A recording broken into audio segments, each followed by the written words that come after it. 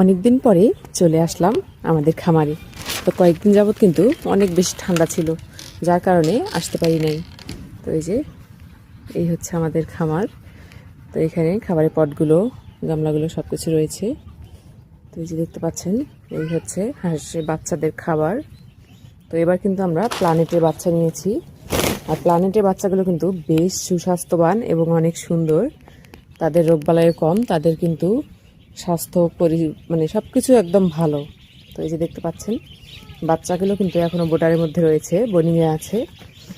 তো ওদেরকে বোর্ডিংয়ে রাখার কারণ হচ্ছে এখন একটু ঠান্ডা যেহেতু আছে, তো আমরা একটু বেশি দিন ওদেরকে বোর্ডিংয়ে রাখবো। তাহলে কি হবে, বাচ্চাগুলো সুস্থ থাকবে, ভালো থাকবে।